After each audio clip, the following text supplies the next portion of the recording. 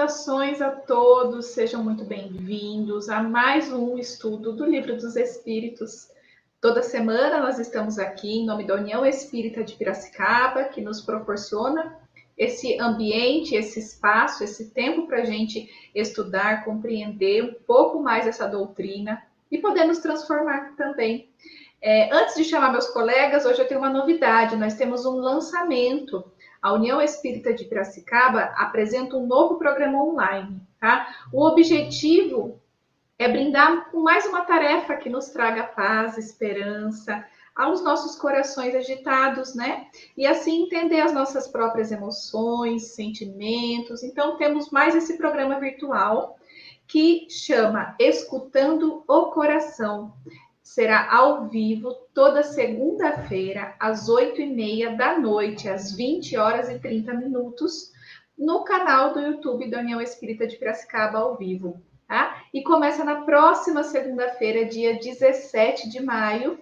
E o guia de leitura, o livro que será usado, na verdade, o título é Meditações Diárias de André Luiz. Tá? Será com Sérgio Aguiar e Sandro Moretti. Então, ficam todos convidados a mais esse encontro que pode nos trazer muita paz, muita tranquilidade. Tá? E convido meus amigos que toda semana estão aqui comigo, Boanerges, Carolina, bem-vindos. Olá, Bruna, Carol, mais uma semana aqui com essa oportunidade que a União nos oferece e com a benção de Deus. Você sabe que essa proposta que você mencionou agora da União, ela vem num momento interessante, porque com essa questão da pandemia, tem tantas pessoas vivendo numa situação psicológica tão complicada, e me parece que esse estudo que a União está propondo, junto com o Sérgio Aguiar e o Sandro Moretti, será muito interessante realmente assistir, acho que vai ajudar bem. Estão todos convidados. Bem-vinda, Carol. Bem, obrigada. Boa noite para todos. Aqui em Maringá tá bem frio, viu? Aqui tá friozinho. Não tá frio, mas... uma noite especial para um chazinho. E aos estudos, vamos lá. Uma leitura do Livro dos Espíritos, né? Está propício. Mas vamos então iniciar com a nossa prece de abertura. Então, neste momento, muito confiantes desse amor do nosso Pai, do nosso Criador, iniciamos alegres o nosso estudo de hoje, rogando as bênçãos desse Pai Celestial, por meio dos espíritos, dos trabalhadores que tanto nos orientam, e assim, certos de todo esse auxílio que recebemos, cada vez mais podendo estudar, crescer, evoluir, por meio dos estudos, da troca no nosso dia a dia com os nossos irmãos, com quem cruzamos nosso caminho, do alento que recebemos através da doutrina espírita. Então, certos de todo esse amparo, nós agradecemos imensamente tudo o que nos é ofertado por este Pai maior, nosso Criador. E assim, felizes, iniciamos o nosso estudo. Que assim seja. Então, vamos lá. No último encontro, nós estudamos parentesco e filiação e compreendemos que a doutrina reencarnatória não dilui o parentesco, né? Na verdade, ao contrário, fortalece ainda mais os vínculos entre os espíritos. E nós também começamos a falar das semelhanças físicas e morais, entendendo que os pais transmitem aos filhos características físicas e não morais, uma vez que estes espíritos já são individualizados antes da vida uterina, então já vem com sua questão moral, né? A questão moral que ele carrega, mas também falamos que isso não afasta a importância da grande influência da criação dos pais, porque essa criação é imprescindível ao avanço desse espírito reencarnante. Avanço no sentido de progresso mesmo evolutivo, tá? E constitui uma responsabilidade assumida pelos pais, da qual prestarão contas depois. Ainda hoje nós vamos continuar a estudar semelhanças físicas e morais e vamos falar das ideias inatas, encerrando esse capítulo da pluralidade das existências, que estamos há um bom tempo, aprendemos muito, né? Nós vamos retomar a leitura da pergunta 209, porque no encontro passado tivemos um problema técnico, não é, Boanerges? E não conseguimos concluir a pergunta. Então, como está dentro do tema, nós vamos reler de novo. Apesar de eu ter feito comentário, a gente vai reforçar e fazer o link com as perguntas de hoje. Então, vamos colocar aqui. Tô pronta, hein? Posso ir? Pode ir. Uhum. Pensando o quê? Questão 2009. Por que de pais bons e virtuosos nascem filhos de natureza perversa? Por outra, por que as boas qualidades dos pais nem sempre atraem por simpatia um bom espírito para lhes animar o filho? Não é raro que um mau espírito peça lhe sejam dados bons pais, na esperança de que seus conselhos o encaminhem por melhor senda e muitas vezes Deus lhe concede o que deseja. Então, vamos lá, Boanerges. Bom, acontece que certos espíritos, às vezes, reencarnam seguidamente e não conseguem evoluir.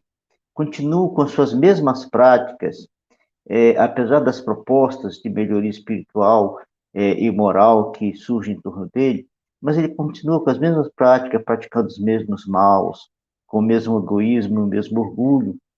E quando retorna para o mundo espiritual, ele sofre as consequências disso. Em encarnações seguidas, vivendo assim, chega um momento no mundo espiritual que ele tem um desejo imenso de se modificar, mas não está conseguindo. E aí ele roga a Deus que Deus lhe permita nascer num lar onde os pais sejam seres mais evoluídos, onde haja uma família equilibrada intelectualmente, moralmente, com bons exemplos, porque ali ele possa, sob essa influência, conseguir se desvencilhar dessa dificuldade que ele carrega há tanto tempo.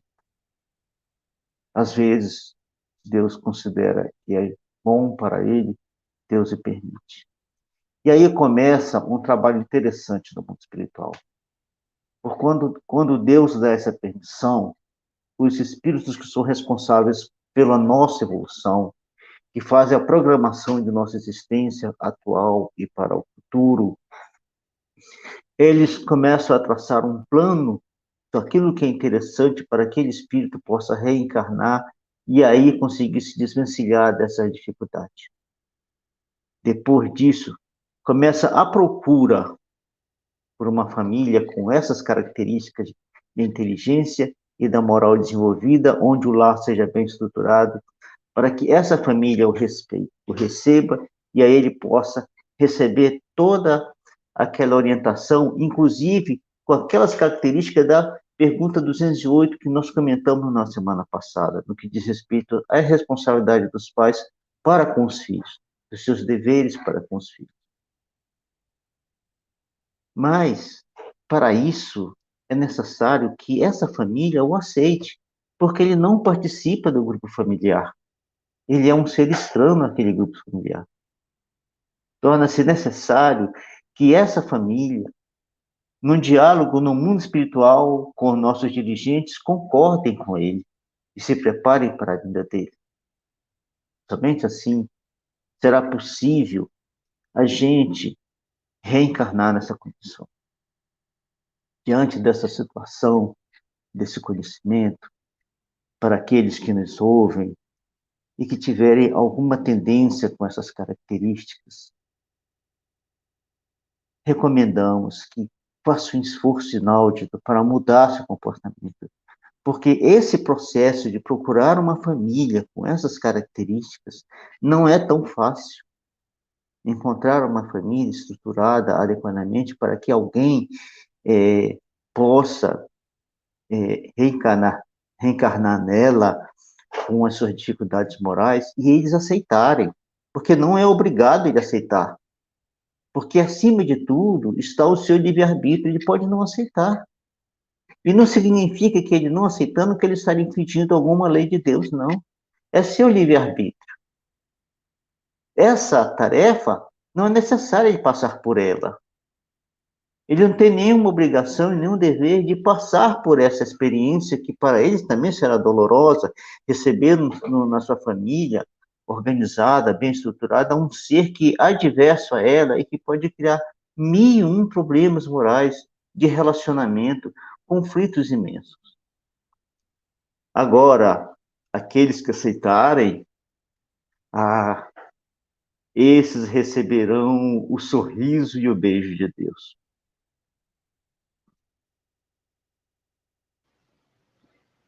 Esses pais que aceitam tarefas, né, nessas condições, tá? Nós estamos falando de forma específica dessa pergunta 209, né? Eles são como prova, né? Aceitam como uma prova, às vezes não precisam passar por ela, como você trouxe, né, Boanerges? E vamos lembrar que quando a gente vai bem na prova, a gente ganha uma nota alta. E aqui no plano espiritual, pensando na evolução, né, a gente avança ainda mais nessa escala evolutiva, tá? Então nada é perdido. Isso é muito, eu acho isso muito bonito quando a gente está olhando reencarnação e essas questões familiares, né? Nada é perdido, nenhuma atitude, né? E ainda mais uma atitude tão benéfica como essa. E isso que você falou é exatamente o sorriso e o beijo de Deus. Você sabe que, falando sobre essas escolhas, eu acho tão importante e esclarecedor, porque eu já tive situações assim, né, de presenciar mães com culpa, sabe, pais com culpa e vice-versa, né? E eu penso que é tão esclarecedor quando a gente ouve, né, o Bonerges colocando, quando a gente lê o Livro dos Espíritos, porque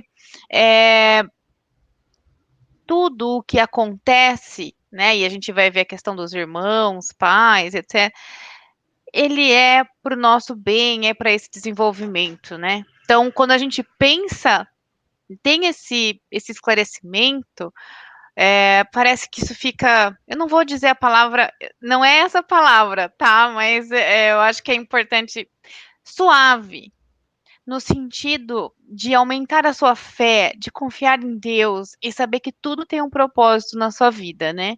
Então, por isso que eu achei muito, muito bom mesmo, Bonerges. Carol, é exatamente isso, fica leve, né? Porque a gente entende que tem fundo, não é, Boanerges? Ô, Bruna, enquanto ouvindo a Carol e meditando ao mesmo tempo no que você falou,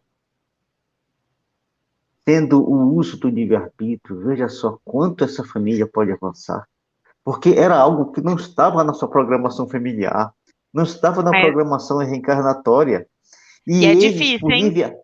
por livre-arbítrio, aceitam isso. Olha quanto avanço que você consegue numa encarnação, além de uma estrutura bem estabilizada moralmente, emocionalmente, intelectualmente, ainda você ser capaz de receber um ser que pode desestruturar totalmente a tua família e você sair vencedor dela. Isso é uma coisa muito maravilhosa.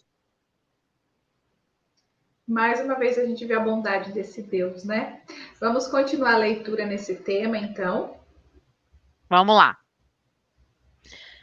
Daí a gente vai para a questão 211. Donde deveria a semelhança de caráter que muitas vezes existe entre dois irmãos, mormente gêmeos? São espíritos simpáticos que se aproximam por analogia de sentimentos e se sentem felizes por estar juntos. Antes de qualquer coisa, eu também sinto muito feliz de ter tido a minha irmã mais velha e de ter a minha irmã do meio. Eu acho que é muito bom mesmo. Eu sinto muito feliz, mesmo não sendo gêmeas. Pronto, vamos lá. Ó, Vamos recordar a resposta da pergunta 200, uma parte dela só a segunda parte da resposta. A pergunta de Kardec aos espíritos é se os espíritos têm sexo. Na segunda parte da resposta, os espíritos dizem assim: há entre eles amor e simpatia, mas baseada na afinidade de sentimentos. Essa pergunta 211, ela vem na continuidade deste assunto e como que engatilhada na pergunta 200. Porque espíritos que nascem como homens ou mulheres gêmeos possuem essa afinidade, essa relação amorosa e compreensiva entre eles. Não é só para deleite, não, tá certo? Existe uma proposta interessantíssima para eles. Porque, vejamos só, se você nasce numa família em que não existe um outro ser junto de você, aonde existe essa relação forte, você terá que enfrentar tudo sozinho. Todas as suas dificuldades você terá que compartilhar com você mesmo. Mas, se existe alguém no teu nível, com as mesmas aspirações, com os mesmos sentimentos, você poderá compartilhar de forma mutuamente, se ajudarem, compartilhando sentimentos e pensamentos e projetos para que possam caminhar em conjunto. Então, eles podem, com esse sentimento todo, fazer uma caminhada muito interessante no planeta, desenvolvendo questões morais, intelectuais com muito mais intensidade, porque você tem aqui do teu lado, junto de você, desde o útero materno, alguém que tem uma semelhança moral e intelectual profunda com você. É uma troca muito boa. Você não tem que sair procurando pelo planeta alguém que você vai ter que consiga fazer isso, desenvolver uma amizade, ela já está construída, já está do teu lado. E essa proposta, para aqueles que conseguem nascer nessa situação, é muito boa. A vida torna-se muito mais fácil, é possível construir muito mais, é possível evoluir muito mais.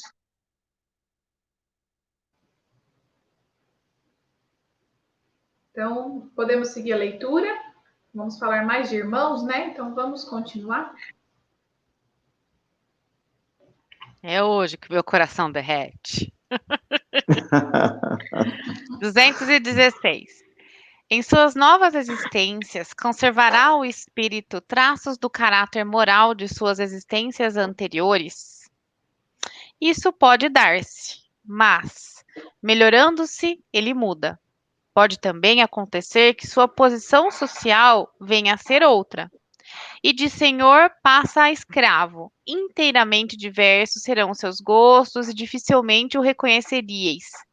Sendo o espírito sempre o mesmo nas diversas encarnações, podem existir certas analogias entre as suas manifestações, se bem que modificadas pelos hábitos da posição que ocupe, até que um aperfeiçoamento notável que lhe haja mudado completamente o caráter, porquanto de orgulhoso e mau, pode tornar-se humilde e bondoso, se arrependeu.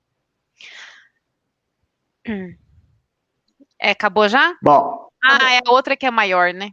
Isso, a próxima. A resposta dos espíritos pode, mas por quê? Veja só. Se o espírito melhora-se, naturalmente, ele se modifica. Nós temos estudado isso com muita frequência e repetido essa informação quase todas as semanas, tá certo?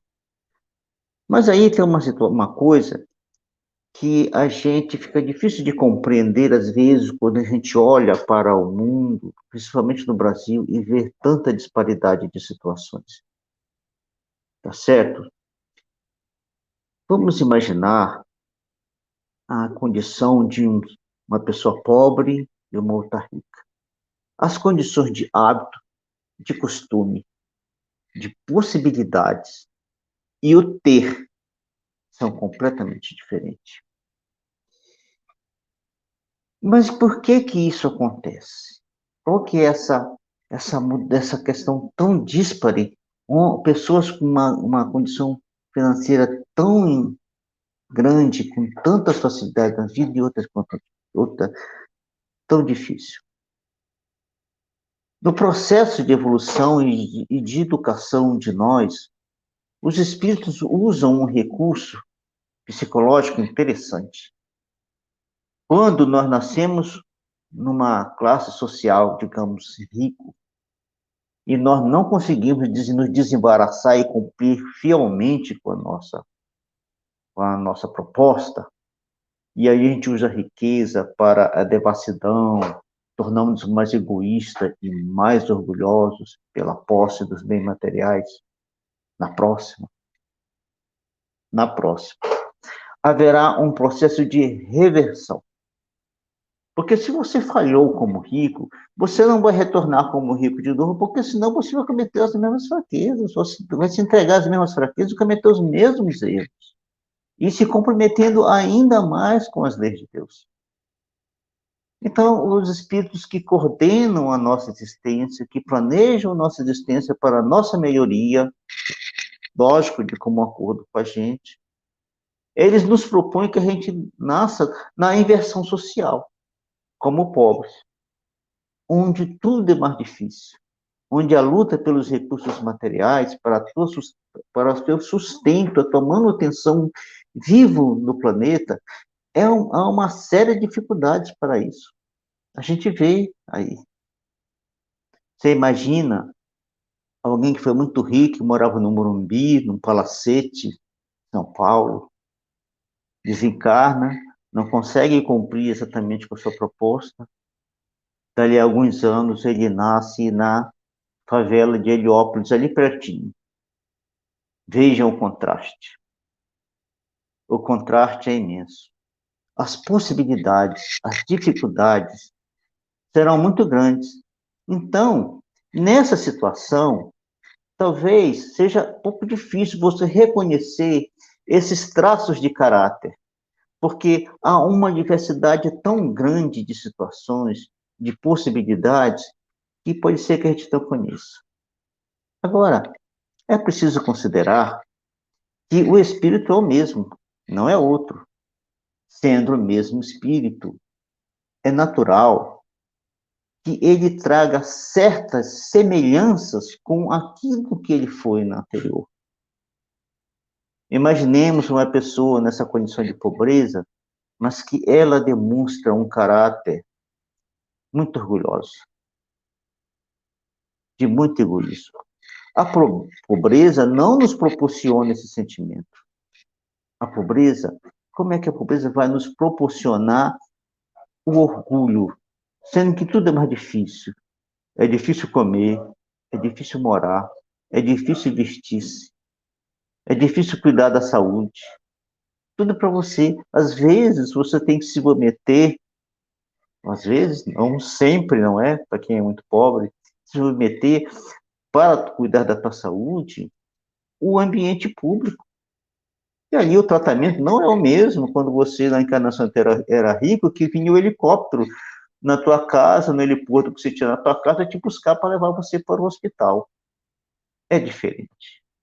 E a proposta de transformação torna-se interessantíssima, porque você tem que se desvencilhar do orgulho que era alimentado por esse helicóptero que vinha até o heliporto na tua casa e te levar para o porto. Agora, talvez, você tenha que pedir carona para alguém que tem aquele carrinho velhinho, que é teu vizinho, para te levar num hospital, num pronto-socorro, onde você vai enfrentar uma fila gigante para ser atendido algumas horas depois. E pode ser que aquele médico que está de plantão nem seja o médico que você precise. E você tem que voltar alguns dias depois para receber o tratamento em outro lugar, com outro médico, uma situação completamente diferente, com mais dificuldade. Mas, diante de toda essa circunstância, se o espírito se modifica por esses novos hábitos e costumes, essa nova posição, essa caráter, essa herança que você traz, ela pode mudar. Nós podemos citar, e eu vou citar aqui 2 exemplos no movimento espírita. Existem outros exemplos nas outras religiões tradicionais do Ocidente, mas que os espíritos não nos falam de seu passado por uma questão de caridade, porque a gente sabe que as outras doutrinas religiosas tradicionais do Ocidente têm uma postura muito diferente da doutrina espírita. Então, eu vou citar 2 exemplos, Chico e Edivaldo. Veja só, o Chico, nos dizem os espíritos, que viveu na época que Kardec estava fazendo a codificação, e ele teria nascido com uma das tarefas dele de participar da codificação como médium. E naquela situação, onde ele não se chamava Chico, se chamava, tinha um outro nome, essa participação não foi tão intensa como se imaginava que deveria ser. Mas ele nasceu de novo, já no Brasil, como homem, e nós podemos dizer, sem nenhuma possibilidade de considerar que há algum engano na nossa afirmação, que Chico foi um espírito que nasceu como homem e desencarnou como anjo. A doutrina espírita, a gente pode considerar também que ela pode ser dita antes de Chico e após Chico. Após Chico, tudo mudou, tudo se engrandeceu, a divulgação tornou-se intensa, tudo ficou muito mais fácil. Os livros que antes eram escritos em francês e tinham que passar por um processo de tradução no Brasil, que era caro, tornou-se barato, porque começou a ser escrito em português. As informações do mundo espiritual passaram a ser escritas em português. E a imensidão de livros que veio para nós, reforçando a codificação e trazendo novas informações do mundo espiritual, é imensa. São mais de 400 livros publicados pelo Chico. É uma obra fantástica. Por isso nós dizemos que ele nasceu homem, morreu anjo. Nessa situação, essa característica desaparece. Um outro, Divaldo Franco. Divaldo Franco mesmo nos conta que ele numa encarnação anterior, viveu na época da Revolução Francesa. E nós sabemos o quanto foi dolorida para o povo francês aquele momento. Muita dor. E ele era um sacerdote naquela época. E nesse sacerdócio houve uns certos conflitos, ao qual ele ficou comprometido com esses conflitos. Ele reencarna no Brasil com essa tarefa que realiza hoje, linda, maravilhosa. Já publicou mais de 200 livros. Tem lá a Mansão do Caminho, que cuida de mais de 2.000 crianças há 50 anos. Há 50 anos que ele faz essa tarefa. E fora todos os livros. Viajou o mundo fazendo palestra pelo mundo afora sobre a doutrina espírita. É considerado um dos maiores oradores do planeta, com uma capacidade, uma memória sem igual. No entanto, durante muitos anos, Divaldo passou por um processo obsessivo, até que surgiu uma circunstância na vida dele em que ele toma a decisão correta. Quando ele toma a decisão correta, as condições da sua vida se alteram, o processo obsessivo acaba e ele dá um salto de qualidade na sua vida. Porque aquele ser que vivia a persegui-lo já não existe mais perseguindo, existe agora apoiando, ajudando. Então, a gente, diante de todas essas coisas, de todas essas informações, a gente verifica como a gente pode viver e fazer para que essa característica moral que a gente possa eventualmente demonstrar na nossa encarnação atual, nos libertando do orgulho e do egoísmo, para nos tornarmos seres humildes e amorosos, para que a nossa caminhada para Deus alcance uma velocidade diferente daquela que nós colocamos até hoje.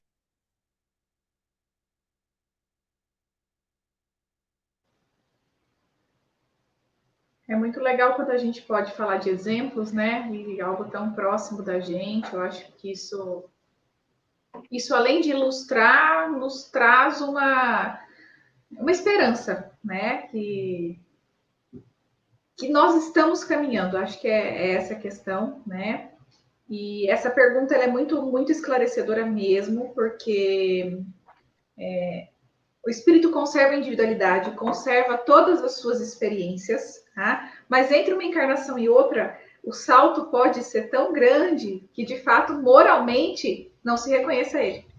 Né? Mas ele está ali, individualizado, tá? Isso não se perde, isso fica muito claro, né? Mas é muito bonita essa possibilidade de crescimento que nós temos. E nós temos isso nas nossas mãos. Eu acho que o mais importante disso tudo é saber que a transformação está ao nosso alcance, né? Então, isso fica muito bacana. Podemos seguir? Alguém quer comentar mais alguma coisa? Não. Então, vamos lá. A leitura da próxima é um pouco longa, então vamos começar. Sim. 217. É do caráter físico de suas existências pretéritas? Conserva o espírito traços nas suas existências posteriores? O novo corpo que ele toma nenhuma relação tem com o que foi anteriormente destruído. Entretanto, o espírito se reflete no corpo. Sem dúvida que este é unicamente matéria, porém, nada obstante, se modela pelas capacidades do espírito, que lhe imprime certo cunho, sobretudo ao rosto, pelo que é verdadeiro dizer-se que os olhos são o espelho da alma. Isto é, que o semblante do indivíduo lhe reflete de modo particular a alma. Assim é que uma pessoa excessivamente feia, quando nela habita um espírito bom, criterioso, humanitário, tem qualquer coisa que agrada, ao passado que há rostos belíssimos que nenhuma impressão te causam, que até chegam a inspirar-te repulsão.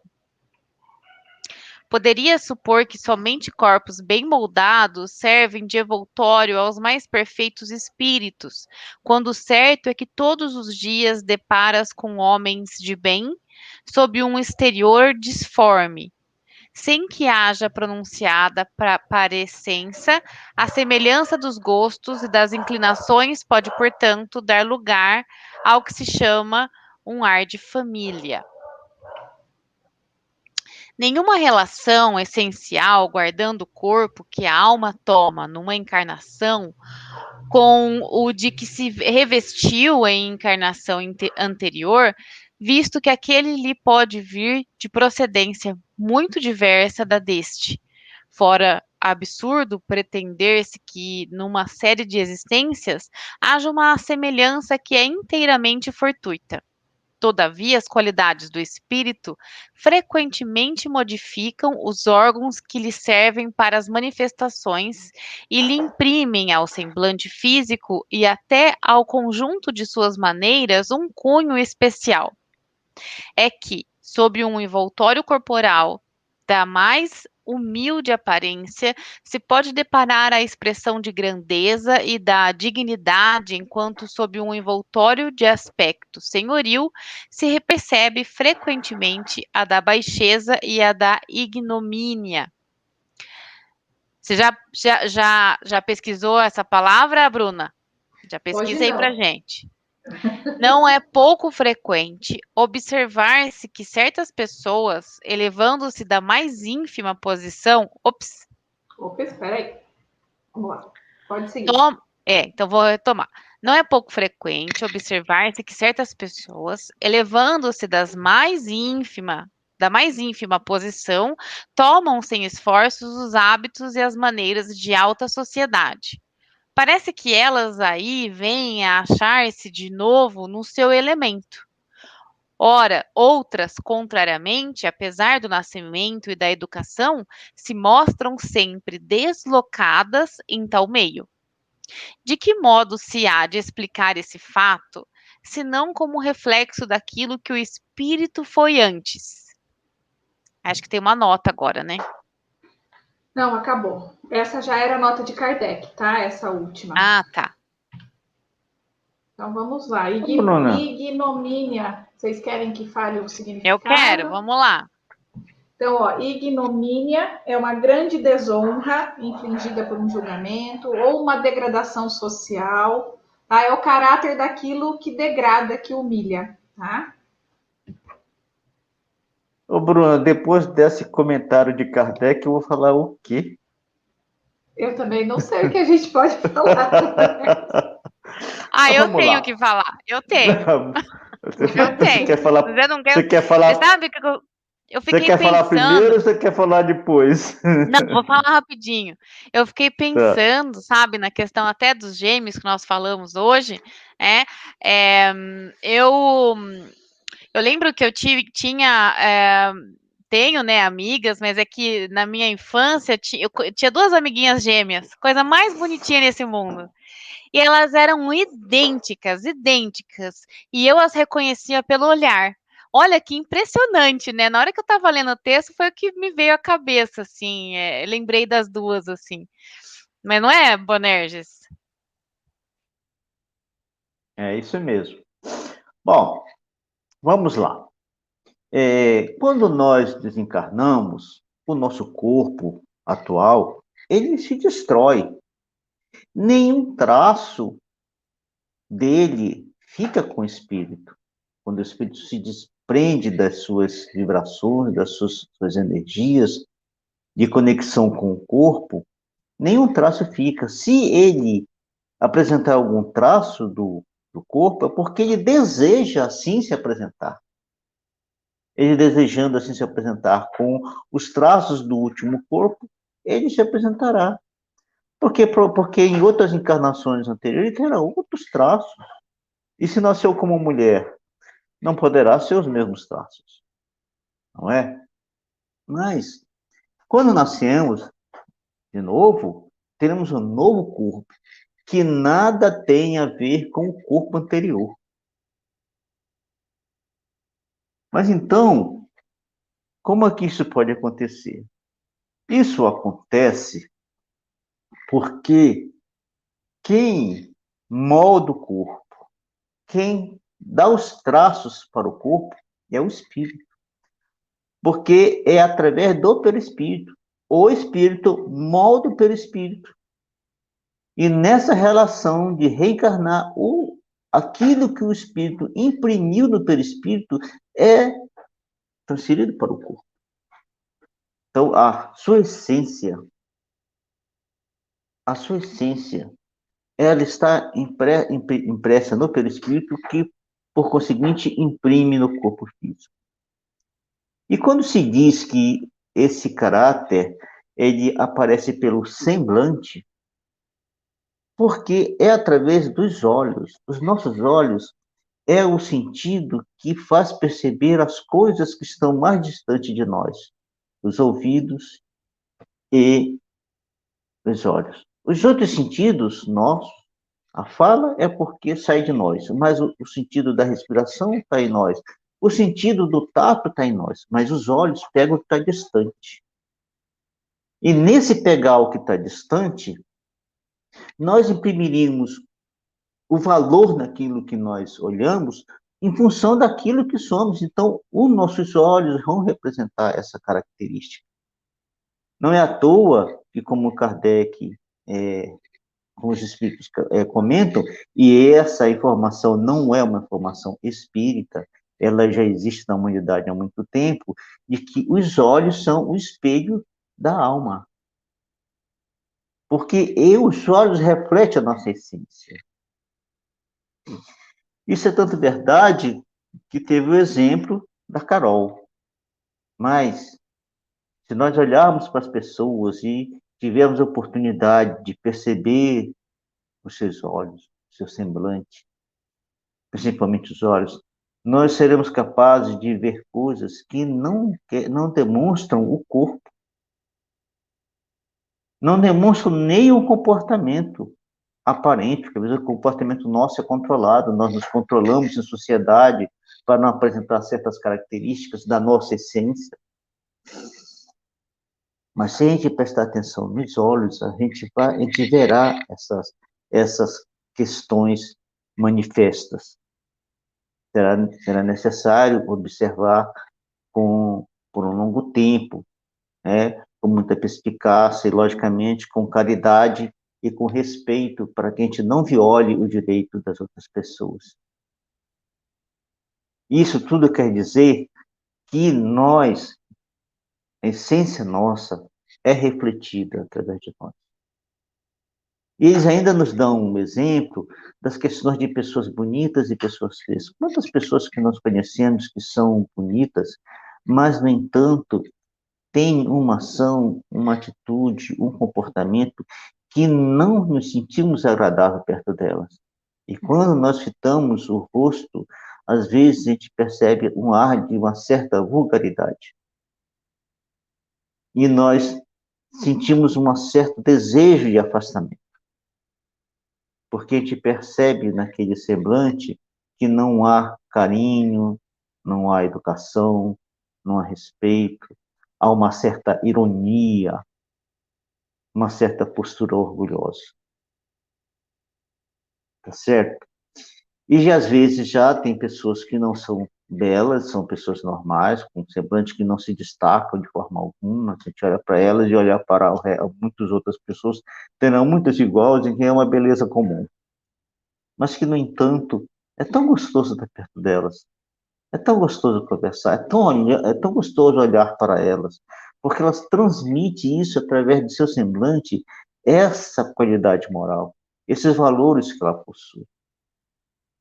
Tá certo?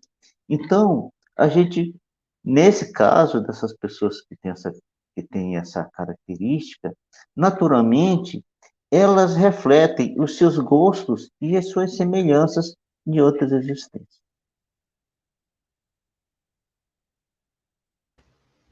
Eu só gostaria de complementar, Boanerges, quando você falou do perispírito, né, que a gente imprime nele.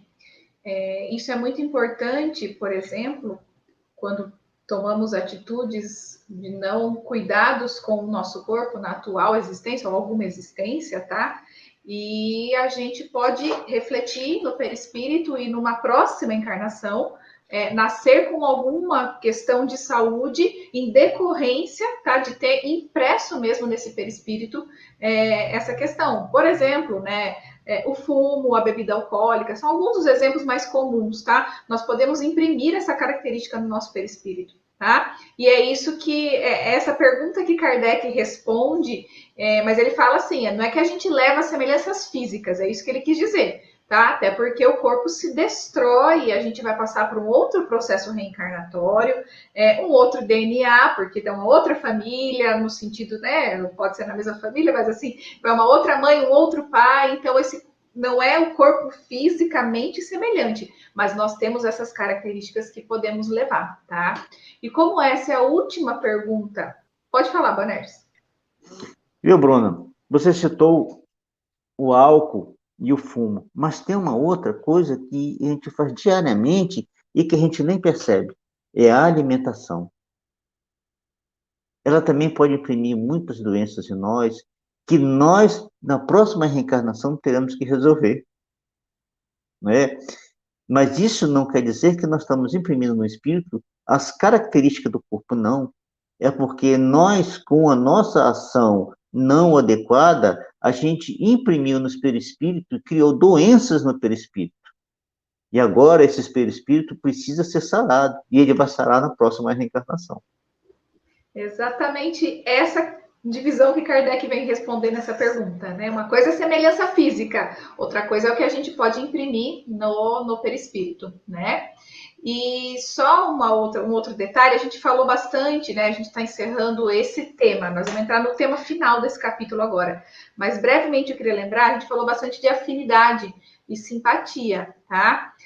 Afinidade e simpatia não significam só para o bem, tá? Então nós podemos, se estamos em baixa vibração, só queria lembrá-los, né? E nós podemos estar afins e simpáticos a espíritos que também estão nessa baixa vibração, tá? Então, às vezes a gente reclama por que essa pessoa. A gente tem que olhar para a gente mesmo, né? Ver o que a gente, que tipo de energia que a gente está trocando, quais são nossos afins, né? Eu queria só dar esse toque para a gente começar a ter um olhar um pouco mais amplo, né?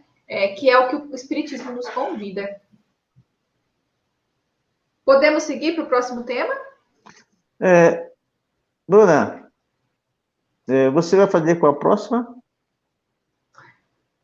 A 218, não é? Ah, tá. Tá bom. A ideia inata. Vamos começar a Será ideia inata, então. A última será a 218? Não, 200... Deixa eu ver aqui. Não, 220. são mais três. São mais três. 218, 19 e 20. É que a gente entrou no novo tema agora, que é o último, né? Tá bom. Vamos lá. Então, vamos seguir.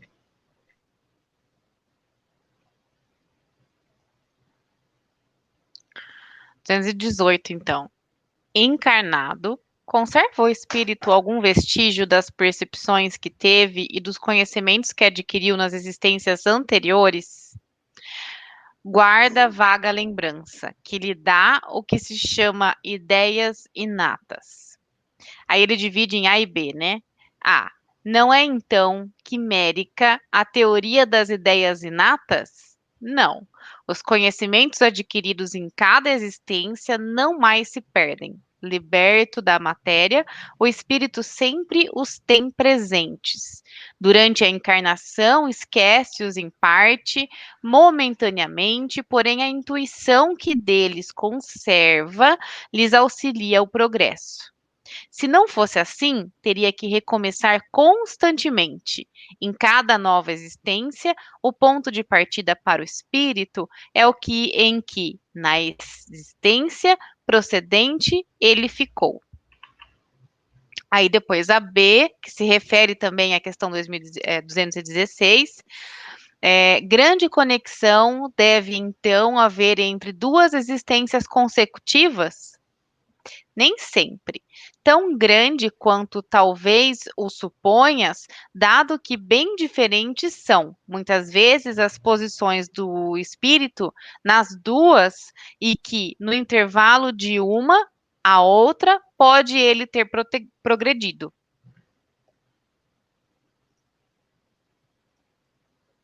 Bom, vamos. Quem de nós não já se sentiu com alguma ideia, algum pensamento, alguma atitude, alguma tendência da qual nós não sabemos a origem, que nós não temos a menor consciência dela, mas ela está presente? Não é? Eu acho que todo mundo passa por essa situação. E é isso que os espíritos nos falam de as ideias inatas, que nós temos uma vaga lembrança dela e que ela não é consciente. E logicamente, que não existe uma explicação na proposta de vida que o mundo leva para essa situação. Alguns falam até que é herdada dos pais ou dos avós. Ah, o avô era assim. Se fosse o bisavô e o avô, quer ver que era o mesmo. Ah, meu bisavô era assim mesmo, era o mesmo espírito, não é? Mas esse conhecimento que a gente vai adquirindo ao longo das nossas encarnações, ele não se perde, fica gravado na memória do espírito para sempre. Sejam os atos que nós fazemos de bom, sejam os atos que fazemos de mal, sejam os medianos, para sempre, por toda a eternidade, esses atos ficarão gravados na nossa memória. Nós sempre eternamente vamos lembrar deles. Aqueles que conseguiram se libertar, agindo e resolvendo essas questões moralmente, realinhando as leis divinas, e por isso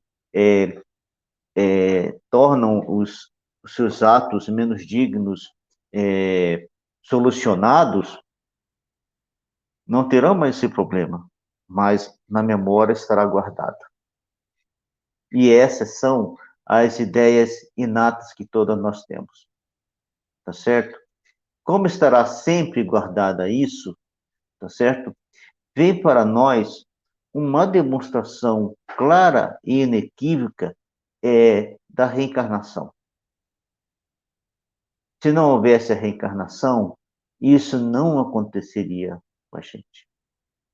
Essa lembrança momentânea que às vezes vem e vai. Ora você tem ela, ora você não tem. Tá certo? E essas ideias inatas, essas intuições, é que nos permite caminhar de um ponto para frente. Porque se nós nascêssemos numa nova existência, com 100% daquilo que nós construímos, esquecidos, como dizem os espíritos, teriam que recomeçar tudo de novo. Mas, no entanto, nós recomeçamos do ponto aonde paramos, como nos dizem os próprios espíritos.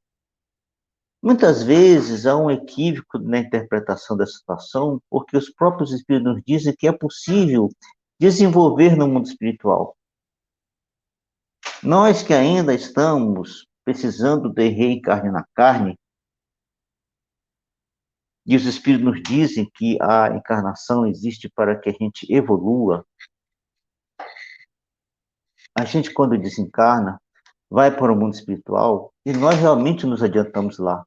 Mas nós nos adiantamos em que sentido? Nós estudamos, aprendemos mais, nós trabalhamos, desenvolvemos capacidades, nós meditamos mais, nos conhecemos mais, porque lá nós não temos a carne nos impedindo que a gente acesse elementos de nossa memória que façam com que a gente penetre mais a fundo na nossa essência. Lá nós nos relacionamos com mais espíritos. Aqui nós temos um número limitado de relacionamento, mas lá o nosso história, o nosso passado está presente.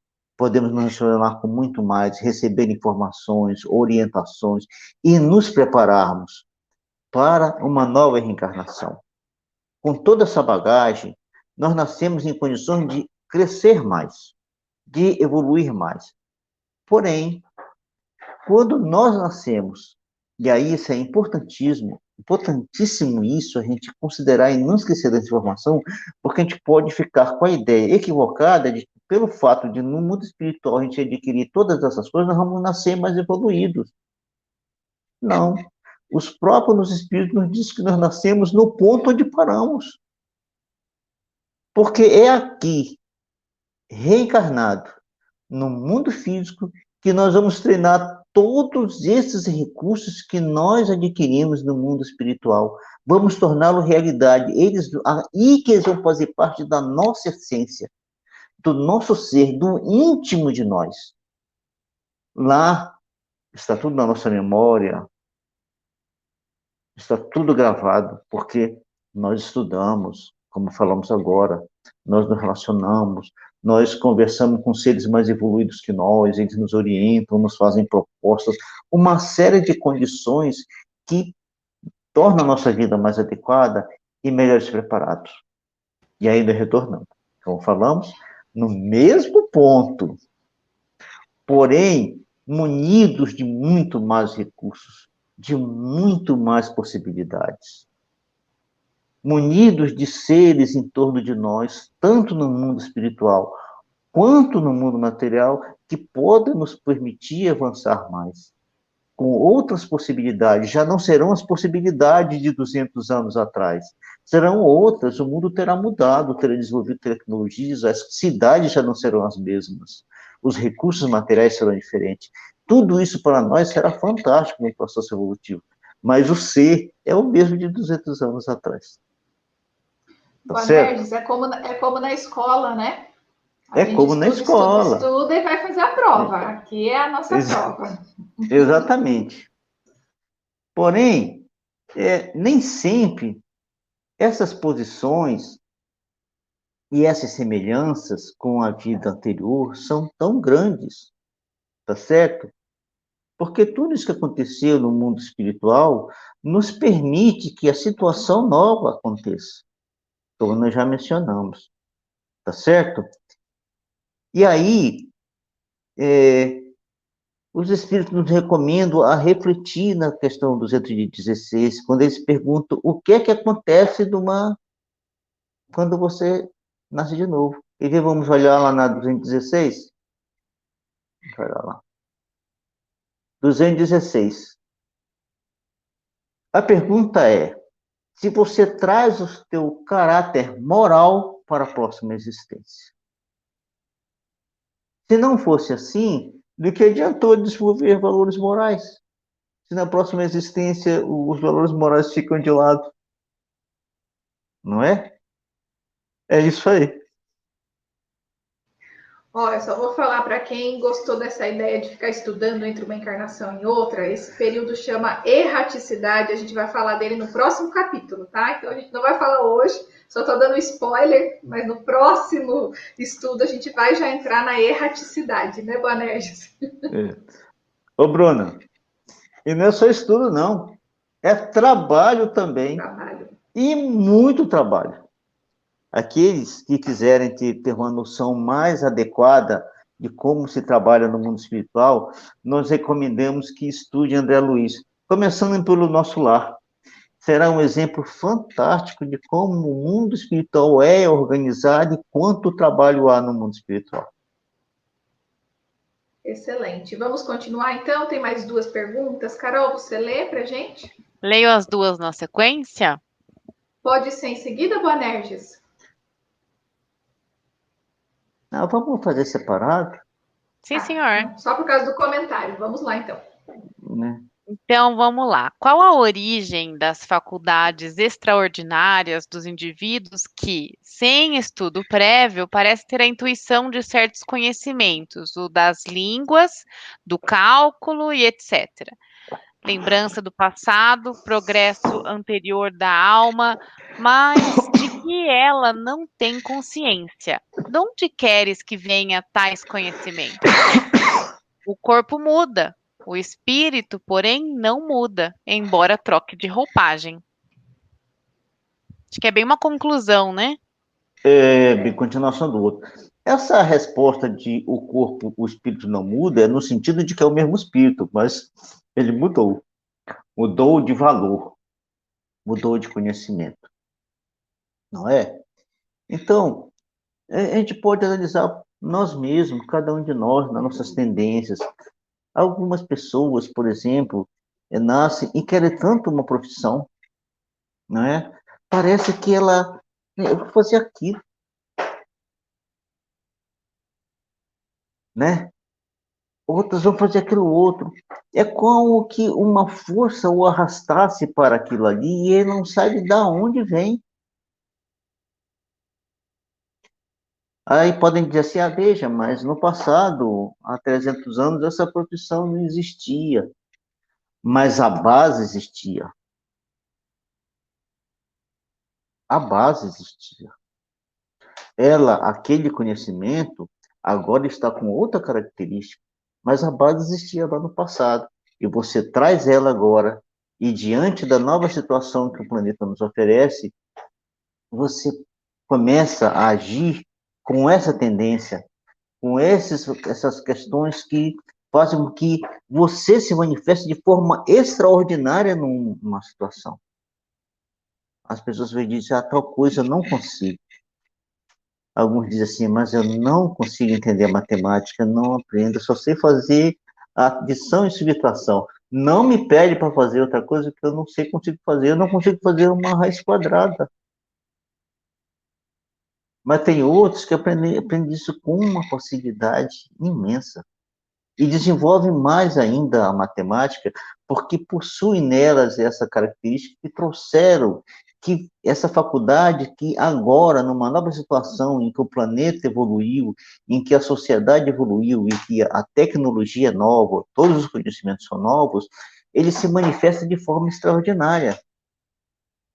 Nós tivemos homens que no século passado transformaram a humanidade em termos tecnológicos. Eles eram um grupo, nasceram nos Estados Unidos. Mas nós vamos citar dois que eram cabeça. O Bill Gates, e o outro, ai meu Deus, fugiu o nome do cara agora. Conta mais ou menos a história para te ajudar a lembrar. É da Apple, o criador da Apple. O... É, começo da cabeça. Bill Gates e o... Ai, meu Deus, como é que é o nome dele? Isso, O Steve Jobs. Steve Jobs. Veja, esses dois homens, eles eram dois jovens que nem sequer tinham concluído ainda a faculdade. O Steve Jobs nem concluiu a faculdade. Mas, no entanto, eles, com o seu com a sua capacidade de visão das coisas, de entendimento da tecnologia que estava tornando-se necessária surgir, transformaram a comunidade. Graças a eles, hoje nós temos a internet que surgiu em consequência, não diretamente deles, que não foi criada por eles a internet, mas foi criada por outras pessoas, mas após a tecnologia que eles criaram fosse desenvolvida. Foi possível a criação do computador. Hoje em dia nós estamos no celular. Hoje em dia a gente se reúne, como hoje, cada um na sua casa, a Carol lá no Paraná, né? E outras pessoas talvez nos assistindo em Piracicaba ou em outros lugares do Brasil, né? Graças a essa tecnologia. Então, são homens diferentes, uma faculdade extraordinária, entre outros. Só citei esses dois, mas entre outros. Esse conhecimento fica muito claro para nós diante da situação desses dois homens, que é um conhecimento que está na alma. Eles trouxeram consigo. É, mais uma vez, uma demonstração da existência inegável da reencarnação. Somente assim é possível a gente justificar todas essas coisas e olhar para Deus e acreditar, confiar que Ele é justo, bondoso, misericordioso e perfeito na mais essência desta palavra, que a nossa mente é capaz de perceber. Muito bem. Última? Vamos ler a última, vamos lá. A última é bem curtinha, mas com muita profundidade, né?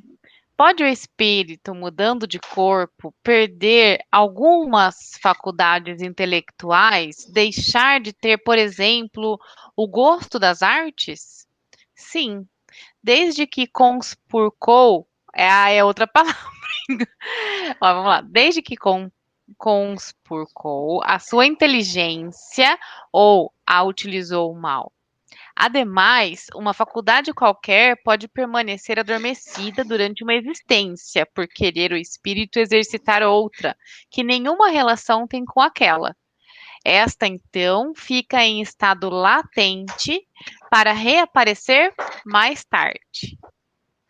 Conspurcar significa deixar cair a sujeira sobre, manchar, sujar mesmo, tá? Adulterar. Aí não. A Adulterar. frase, né, fica bem mais fácil daí da gente interpretar. E os espíritos dizem sim. E por quê? Esse compuscar a inteligência, nós já conversamos hoje sobre esse compuscar a inteligência. Quando você não a usa de forma adequada. A gente, se alguém nasce mais inteligente que a média da sociedade, ele não nasce mais inteligente só para satisfazer seu orgulho e seu egoísmo. Não é para isso. É para que ele faça coisas que ajudem a humanidade. Para que, já que ele é mais inteligente, ele oriente os que são menos inteligentes, os ensine, porque ele tem a capacidade de perceber mais lá na frente, mais adiante, mais profundamente, o que o outro que não é tão inteligente não é capaz de fazer. Então, ele pode fazer isso, é um dever dele perante Deus, perante a humanidade, oferecer esses recursos da qual ele desenvolveu para os outros, não doando aos outros o recurso, mas aquilo que o recurso produz. Agora, se ele não soube usar essa inteligência, é porque ele não desenvolveu os valores morais adequados para isso. Então, quando for refeito a sua programação de reencarnação, junto com aqueles que são responsáveis por essa tarefa, diante de Deus e de nós, ele nos dizia assim: dessa vez você não vai votar com tanta inteligência, nós vamos te dar um aparelho físico em que a tua inteligência não conseguirá se manifestar em plenitude, com toda a sua capacidade. O teu cérebro só permitirá que você manifeste de forma mediana a tua inteligência. Você não será capaz de produzir grandes coisas intelectualmente. Para que assim você consiga desenvolver seus valores morais, que você não perdeu outra vez. E você não terá inteligência, porque se você voltar para ele, você de novo vai cometer os mesmos equívocos. E aí os espíritos não nos deixam nascer com essa inteligência. Nós estamos com um corpo onde o cérebro não permite essa manifestação. Então, aí, com essa inteligência não tão vigorosa, você será capaz de desenvolver os valores morais. E você precisa de alguma inteligência de desenvolver esses valores morais, porque você não acredita em tudo, porque senão você vira um tolo. Porque quem não tem inteligência acredita em tudo que os outros falam. Não é capaz de discernir. E é preciso fazer discernimento. Quem faz o discernimento é a nossa inteligência. E a qualidade do discernimento está diretamente ligada aos nossos valores morais. As coisas se entrelaçam. Porque quem dá qualidade para o pensamento é o valor moral que você tem. Ele que te dá qualidade. Então, isso para nós, e aí fica aqui a mensagem para os que são muito inteligentes, para reavaliar como estão usando essa inteligência, em que sentido isso está sendo usado na sua própria vida e perante a comunidade em que você está inserido. Para que mais tarde você não tenha que renascer nessa condição. E isso, para o espírito, não pensem que é simples, é doloroso. É doloroso você estar num corpo físico durante 80 anos, 90, que hoje nós estamos chegando nessa fase dos quase 80 anos, 90, tem muita gente que chega a 80 anos, e você do outro lado, você no mundo espiritual, encarnado num corpo físico, você não conseguir refletir toda a tua capacidade intelectual naquele corpo físico limitado. Isso é muito doloroso para o espírito. E aí ele vai aprender a usar a inteligência com mais dignidade. Vai desenvolver os seus valores morais, e na próxima vez, se ele foi bem sucedido, ele voltará de novo inteligente, com o suporte dos valores morais, e poderá fazer exatamente aquilo que um ser humano inteligente faz. Ajuda a humanidade a crescer, a se desenvolver e a evoluir. Boanerges, essa pergunta, eu lembro quando a primeira vez que eu me deparei com ela me deixou muito claro a questão da utilidade. Nada acontece sem que exista um fim útil, que esse fim útil é a serviço da evolução.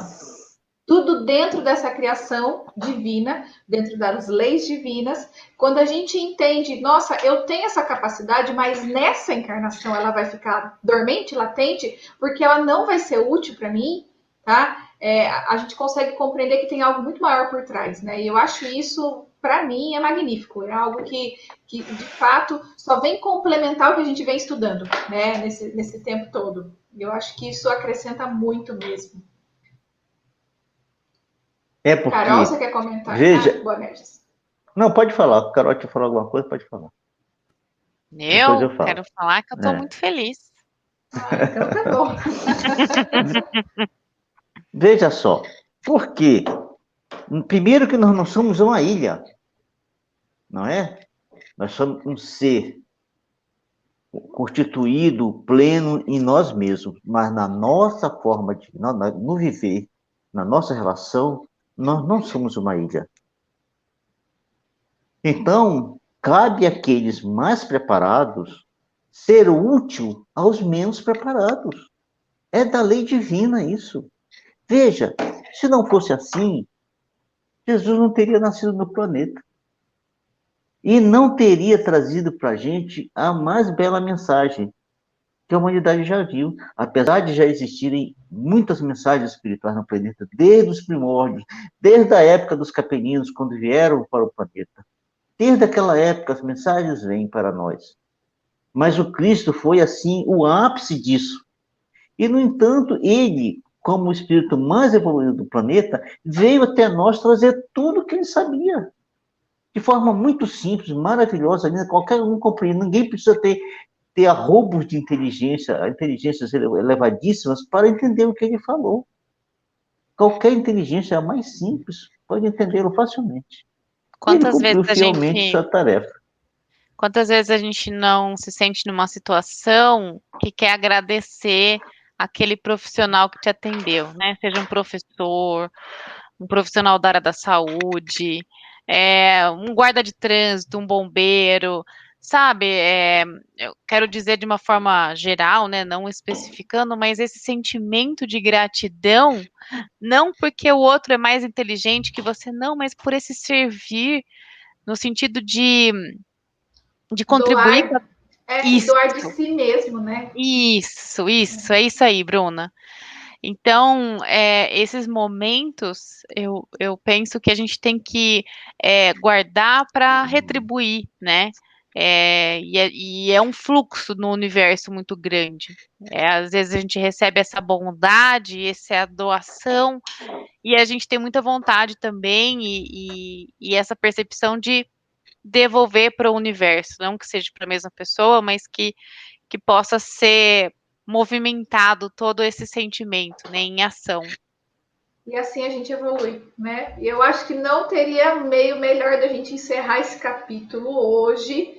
Estamos encerrando esse capítulo 4, tá? Que é da pluralidade das existências, um capítulo bem longo. E na próxima semana nós vamos começar o capítulo 6. Por que não faremos o capítulo 5, tá? Brevemente eu vou explicar que o capítulo 5, na verdade, ele é uma pergunta só, que é a 222. E é uma pergunta longa, que na verdade é um comentário de Kardec, que ele chama de Considerações sobre a Pluralidade das Existências. E nesse capítulo, ele faz um apanhado geral dos conceitos do capítulo 4 e também faz mais considerações argumentativas sobre a reencarnação, sobre essa pluralidade das existências. Então, fica aqui a nossa recomendação de leitura, tá? Porque, na verdade, assim, é algo que vai complementar tudo que a gente já disse. Por isso que nós não vamos ler, é muito longo mesmo, então é algo que vale a pena a leitura em casa. E a gente já vai passar para o capítulo, então, 6, que daí nós vamos tratar do mundo. Na verdade, ele fala da vida espírita, tá? Nós vamos começar entendendo essa erraticidade. Então, a gente já vai mudar um pouquinho de tema, mas continuar aprofundando, que é a proposta aqui. Nessa fala eu já me despeço, agradeço a presença de todos, agradeço a União Espírita, tá? E vou passar a palavra para a Carol se despedir também. Boa semana para todos, até a semana que vem.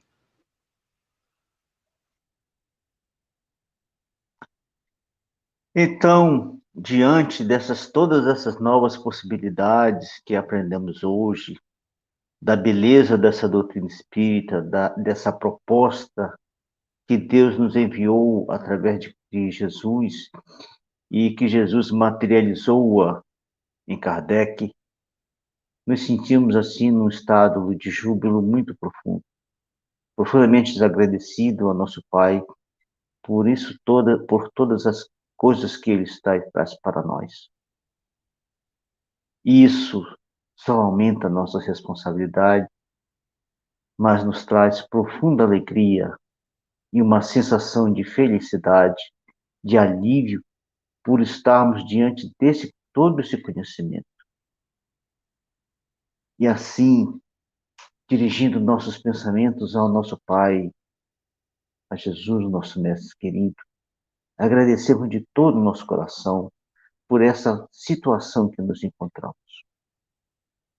E aproveitando para rogar por aqueles que não tiveram a possibilidade de estar diante de tanto conhecimento, de tanta beleza, e que, enfrentando este momento tão difícil da humanidade, sentem-se desesperados, sentem-se aflitos, por não terem resposta para tanta dor, por não terem resposta para tanta perda. E diante de tudo isso, Pai, nós rogamos ao teu coração augusto que tu estenda a tua mão paterna e acolha todos esses teus filhos em teu regaço paternal, com o amor que só tu tens. Só tu sabe demonstrar esse amor infinito que nos leva ao estado de regozijo, de contentamento inimaginável. E assim, Pai querido, nós encerramos o nosso estudo do dia de hoje, pedindo a Ti a Tua bênção para todos nós e para toda a humanidade terrena. Que assim seja.